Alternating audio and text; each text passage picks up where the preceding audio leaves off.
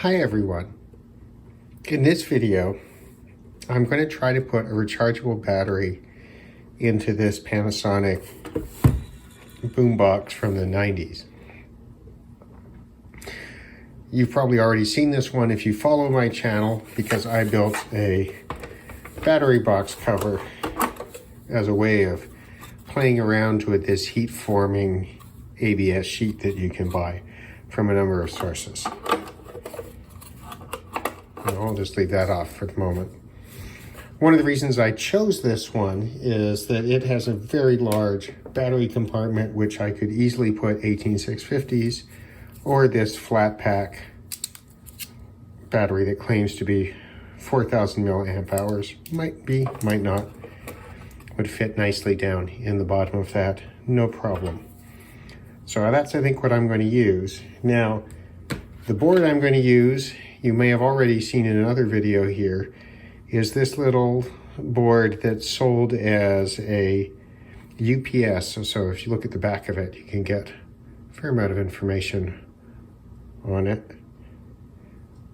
That's sold as a uninterruptible power supply board, but this one's quite interesting because not only does it take power in, but it also charges the battery directly. So, and I've done some playing around in a previous video, which I will also link below as other videos about this radio.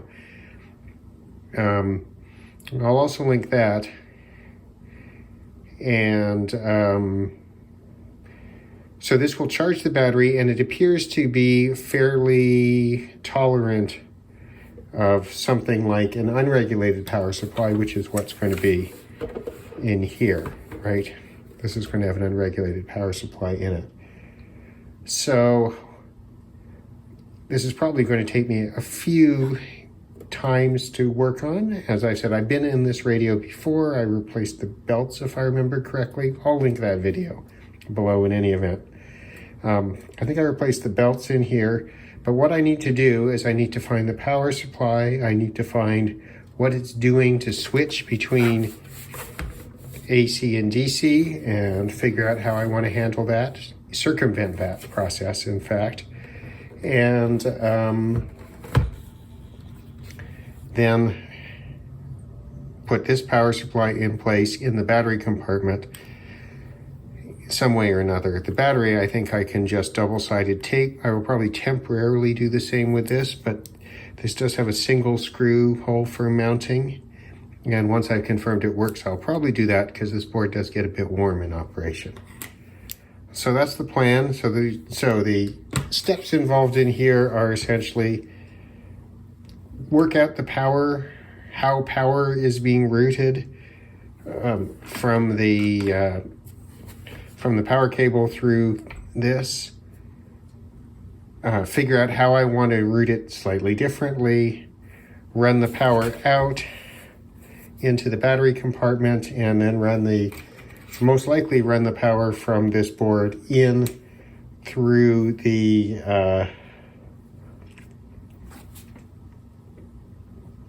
battery terminals into it. This board can be set for I'll just stop here for a second and talk about this board a little bit more. This board, as shipped, produces 9 volts DC out. You can switch it to 12 volts DC, I believe, by just bridging this jumper here where it says jumper 1, right there by my finger. Don't know if that's in focus or not. So this is potentially quite interesting board. As I said, I've done a video about this before, which I'll link. And so let's get started with taking this apart, figuring out how the power works. My memory is it's fairly straightforward in most of these. And then I'll come back and show you what I'm planning to do. All right, so I've turned this over and I want to have a look at the power plug because I don't remember whether this is a type of radio that uses a switch in the power plug. Some radios use a switch which switches out the batteries from the circuit when you push the cable in. And so you can usually just see them, which I'm looking for right now. That's undoubtedly totally washed out in the image, but I do not see one. So that means that what is separating the batteries from the rest of the circuit is going to be a diode, or two diodes perhaps, usually just one. So anytime you're looking at something like this and considering mucking around with the power supply of a portable radio, have a look in the power plug, see if there is a switch. And if there is a switch and you want to use it connected to, to the mains, to an outlet, make sure you've got a cable that actually activates that switch. So if you, for these, this uses the flat-sided. Let me just read it here so you can see. This uses the, I guess, Sony style cable. It's the same pin placement, I believe, as a regular figure 8, but it's got a flat side. And you can normally get a regular one in here, but sometimes you need the flat side to push the switch. I had another radio I looked at where I didn't think that the figure 8 cable was, but in fact it did push the switch just fine, and so I ended up using one because I didn't have the proper cable at that point. All right, so what I'll do is I'll do this off camera, but I'm going to grab a screwdriver and remove the screws from this one. And my memory is there might be some hiding behind here. 1, 2, they're marked with little dots. So yeah, there's a dot there and a dot there. And my memory is this comes apart very easily. Yeah, so my memory was correct. And the screws going everywhere. And the front comes off, giving you access to the cassette mechanism, and there's a simple plug that allows you to undo the front panel with the 2 speakers and put it aside. Let's put this down and get the antenna out of the way. And collect our 1, 2, 6 screws, is that correct? There should be one more. Oh, here it is. All right, 7 screws. And now we can see what we've got here. So here's the power board right over here. So we have a 2.5 amp fuse, it's labeled right here. We have the power coming in to this board. There's the transformer, and it's coming out via these 2 plugs. To this one takes the power to this board, and then this one here, I don't know where the second cable is going. I think it's going off to the cassette motor, but this one seems to be, yeah, this is coming off to the cassette mechanism. So there's the main power switch. Here, let me bring down the camera a bit. Sorry, this is getting a bit bouncy. All right, and I'll turn on another light here.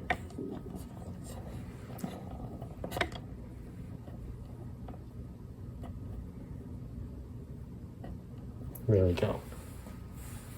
All right, so this right here is the main power switch for the cassette mechanism, and it's going off over here on this same connector.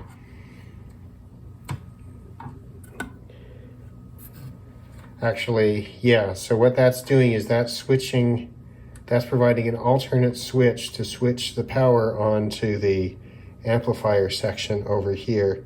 This is the very modular radio. This is the radio section connected by a single plug. You can see here's the tuner here, right? There's the tuner, there's the dial moving. So this is entirely the tuner here. We have the cassette mechanism, and we have the amplifier. This, I believe, is the power amplifier chip, and there'll be a preamplifier in there somewhere for the cassette mechanism. Everything else is electromechanical. So there's no logic or electronic controls on a tape player like this. So we're really only concerned, we don't care about this. We just care about this board and possibly about this wire and about that wire. Because if we intercepted this wire, we've got power on it all the time, right? So this wire here should have, when plugged in, should have 9-ish volts on it. When the batteries are on, it should have 9-ish volts on it. But we don't really care about that because we're going to intercept the power between the power supply and the amplifier board. And the power then goes from the amplifier board across. Again, all these radios are kind of the same via this connector here. We can actually, here, I'll turn it around. You might be able to see down in here. Let me get a flashlight again, and I'll try to make that visible. Oh, here we can read it up here instead on the green. It's much easier to see. LED, right channel, left channel, ground, 6 volts.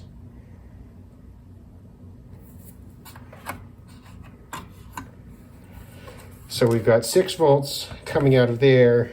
This plug here is labeled 9 volts. You might be able to see that at the top, and ground on the bottom.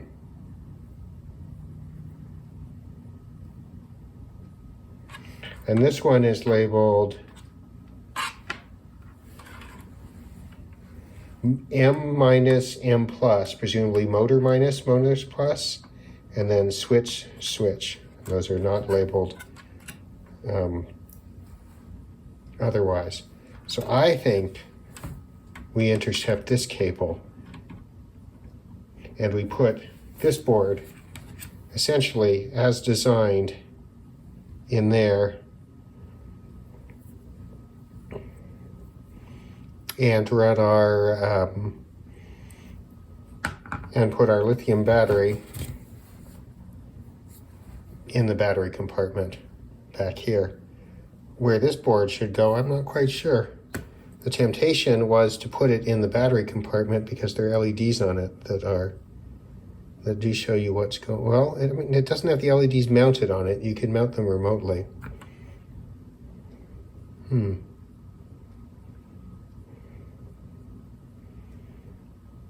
I think I'm going to mount it in the battery compartment just for easier access. Then if you want to take this out, you can just solder together the wires in the battery compartment and don't have to worry about it. So what I want to do is we'll snip this wire, run a pair of wires from there into the battery compartment and a pair back, and they'll get soldered onto plus minus here and out, and then the battery will go onto these terminals here. If you look at my earlier video, you'll see that I did test this out, and it does seem to handle charging of a lithium battery fine. It cuts out. So this battery has, as you'll see at the top, there's no protection chip on this. If you were to use this with protected 18650s, for example, of which I have a number, and that was what I was originally planning on using, you wouldn't have any concerns using this at all. With this unprotected cell, we want to be a little bit more careful, and that's why I tested this board out, and it does seem to be operating reasonably well. So that's what I'm going to do. I'm going to clip this wire. I'm going to solder in a couple of sets, a couple of pairs, run it into here. We'll stick this down with double-sided tape for the moment, see if it works, see if it charges. And yeah, and then we'll take it from there and think about Because this board could be, you could put a screw in here and mount it, or glue on a little post and screw through this into the little post, like this on the side there. And because it does have these LED sections here, which I haven't played for, it says green plus red minus. So, I mean, really that would be ideally for a 2-color LED, but I don't have one. But you could run the LEDs out and stick them, you know, you wouldn't even have to mount, you could just hot glue them to the back of the speaker grill there. And that would make for a very nice installation. Anyway, let's see how it goes. Okay, everyone, well, I have soldered in some wires here. It would have, of course, been better to, you know, redo that plug and pull out this board and solder these on directly as opposed to splicing the wire, but I'm lazy and it seems all right.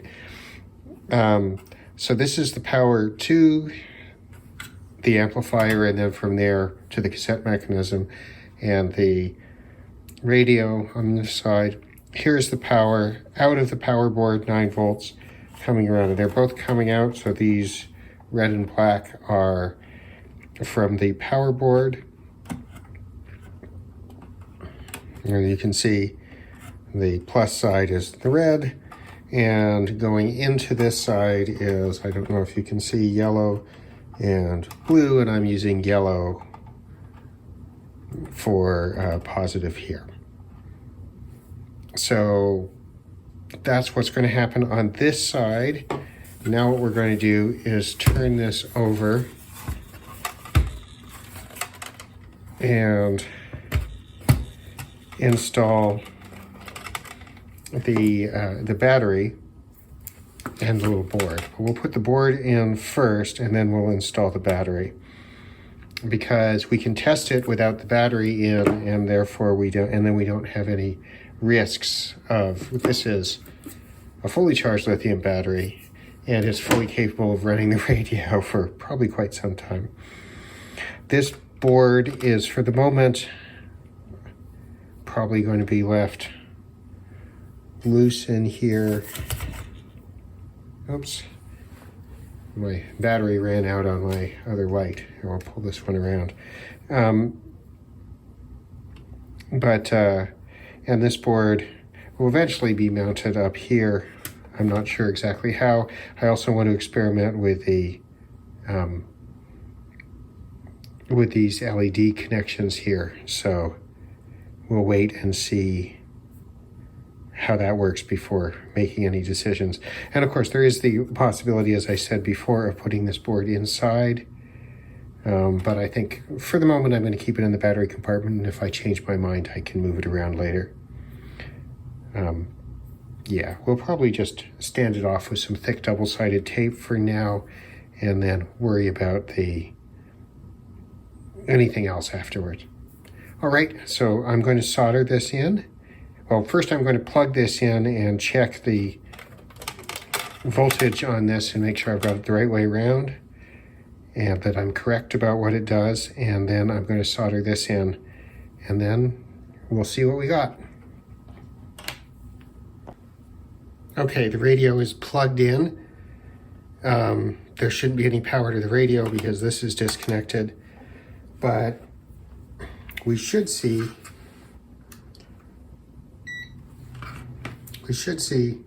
that's AC. We should see voltage on these. It's going to be high.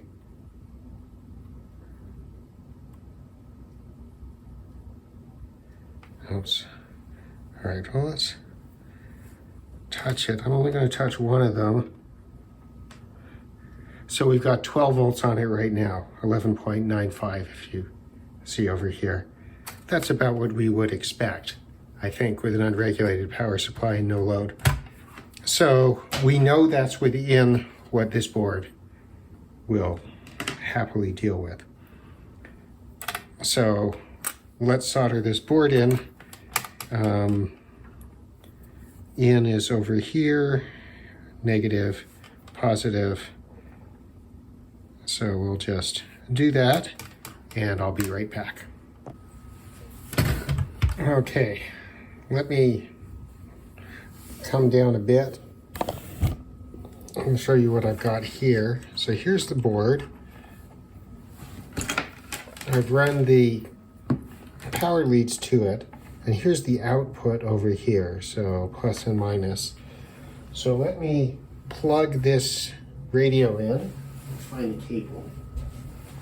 I'll plug this radio in, and let's see what we've got on the end. My recollection is, I don't know if you can see that, maybe, is that we should see, yes, the full voltage from this side on here. And what we should see on the battery side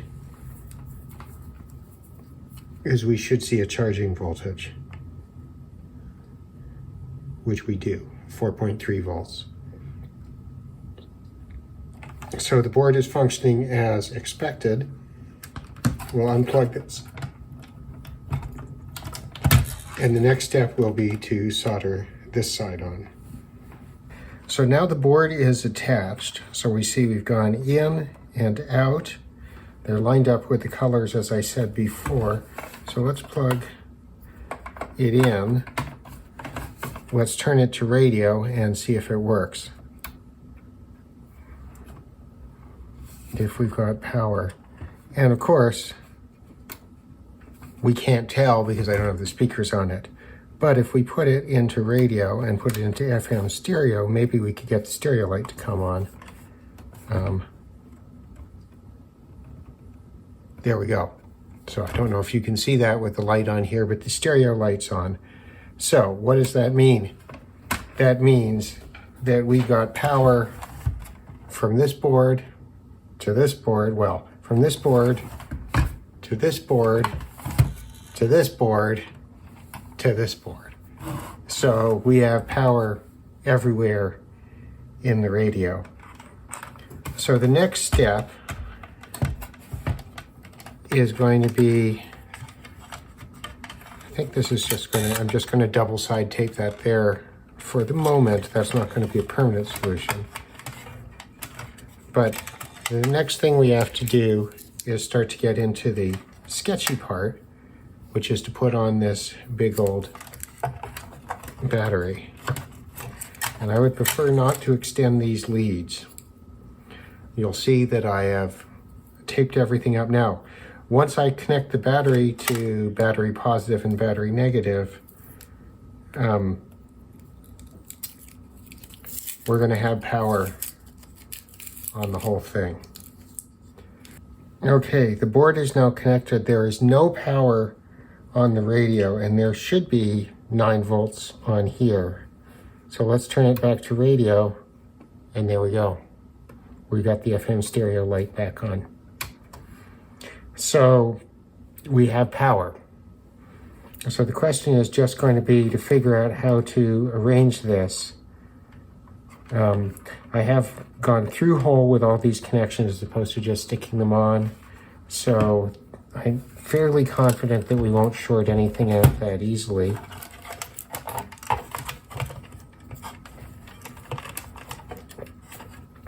So what I think I'm going to do is use a little bit of this double-sided tape. Reach some scissors over here. Just for the moment.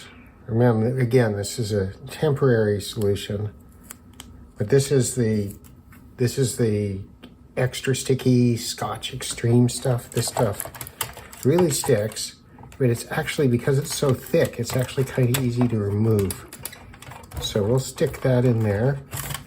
And there's the battery. Now I would like a better solution than this for this board, and I have pulled off one of the connections, so I'll have to fix that. But I'm going to stick it on with some, at least temporarily, with some of this double-sided tape too. The problem with this is that I've used solid core wire here and it's overextended. So I will get the soldering iron out, fix that power out problem, and then we'll stick that back on with a little bit of this tape as well. Okay, so here's our battery. Here's our little board. Here are the wires coming out. I think we're fairly good, and the battery wires are unlikely to. They're a little strange, but it's not terrible. If I want to remove this, I'll just get an X-Acto knife and go zip, and then you can just roll up. This stuff is really designed for sticking up signs and things outdoors and is great. If this board runs hot, that might be a problem, but I'll keep an eye on it. Shouldn't be an issue while it's powered off, of course. So that should be all right. Okay, so the next step is to put the speakers back on and see how it works. So we'll flip this over. Here are the speakers. Remember, they have a keyed plug that goes in here. Now this radio should be, at the moment, more or less the same as if it had a set of batteries in it, so there is power on it. Let's flip this over. And we'll put our screws in. Okay, so here we have the radio. I put it back together. I have my little power supply in here. Again, mounted as I said. There's the battery. There's the board.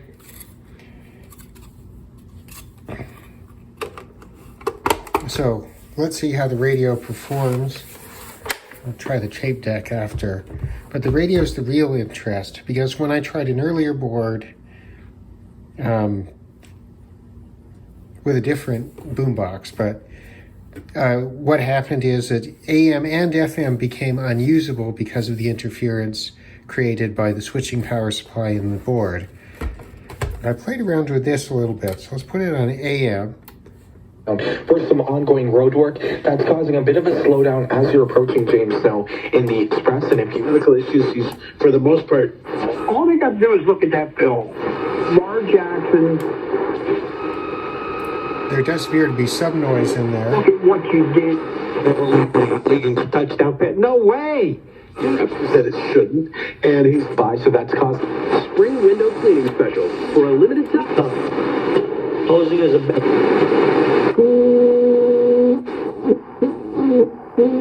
There we go. Now, mind you, organizational.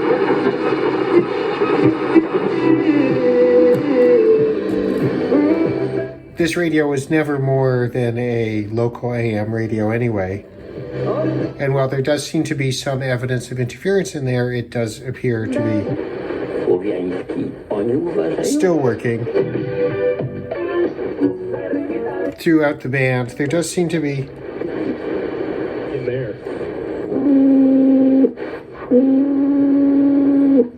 that could very easily be caused by that little power supply, that terrible noise. I mean, it could be some sort of electronics I have up here, although most of it doesn't seem to cause that particular noise. There's interference from everything from this lamp over here to, yeah, the computer and everything. I do have the soldering iron off. That's usually an issue, but it's shut off at the moment. Okay, so AM works. Really, this is not going to be used for AM very often, so it doesn't really matter. We'll go to FM.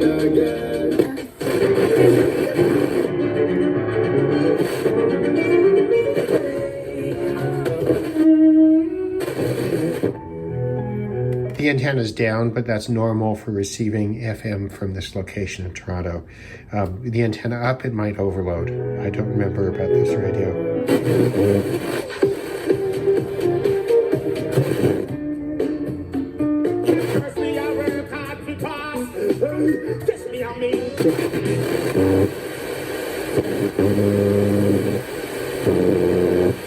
There's the same noise in the same spot on the dial, so that means that the interference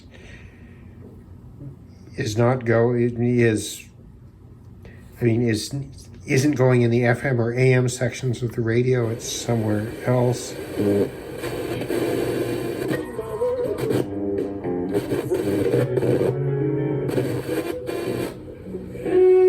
Confidential son,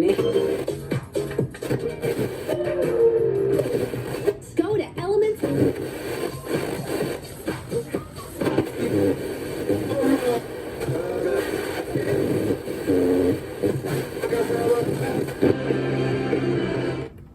Interestingly, it's at this end of the dial too, so maybe it's just an artifact of the radio. It doesn't have anything to do with the power supply.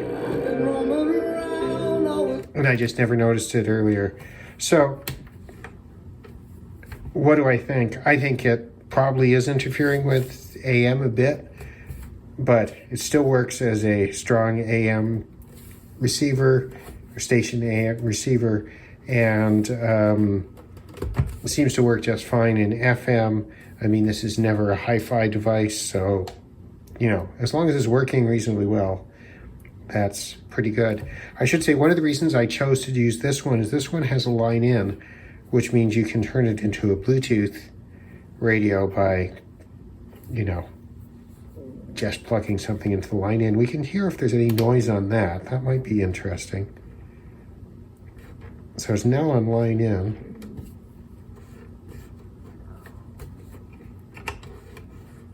And I don't hear any hum or anything coming in there. All right, so the last test is I'll go get a tape. That'll be very brief. I won't play that for you because of copyright stuff, really, but I'll try a tape and see what happens with that and then come back. All right, that's enough of that. But yes, there appears to be no problem with the cassette deck. So I think this was a fairly successful project. I think these little boards represent an option for getting power into these sorts of things. Now, the only thing that I haven't done is put the LEDs on, and I'm very tempted to unstick it and put a couple of LEDs across there and see what happens. So let me do that. Okay, I have put the two LEDs on here, and the red LED seems to be charging, and the green LED is presumably charged. But I did notice something interesting when I plugged it in, and that is, well, the power out circuit here seems to be not problematic in terms of radio reception. When it's plugged in now, we've got some issues. So we'll put it back into AM.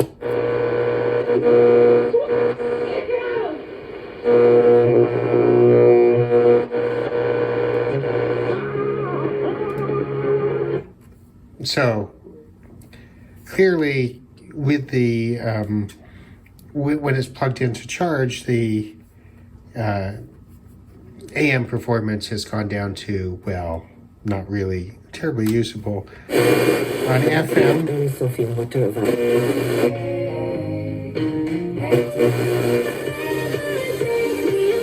there are issues, right? But it is still capable of holding on to a strong local station. It'll be interesting to see what happens once the battery shows as charged.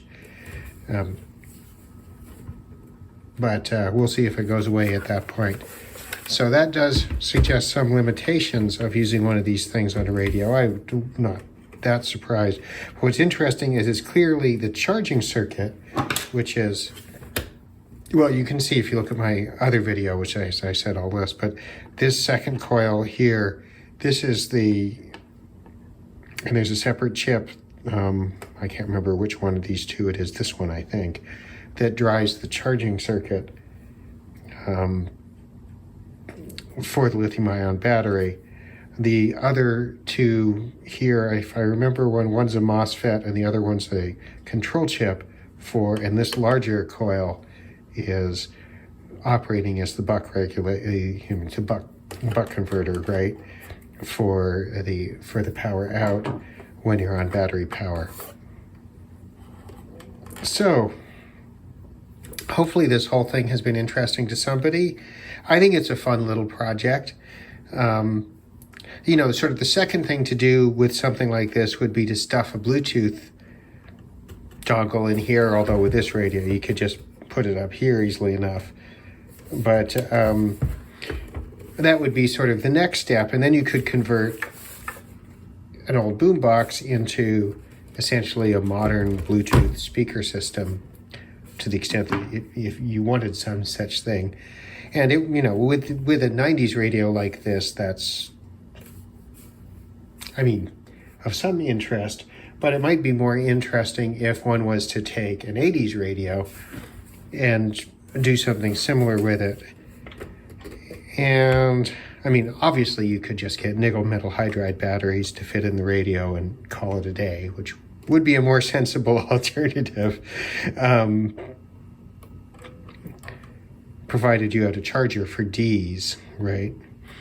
So for a radio that uses C batteries, that's a pretty reasonable step. And you can use AA's in a C converter that works just fine and will run most radios for as long as you want to.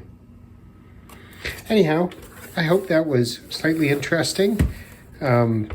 This radio is always bought to be a test bed because it's not of any significant interest or value, but now it has a lithium-ion battery. I'm going to run this radio down and, well, maybe I'll let it charge and then I will run it down and see how long the battery life is.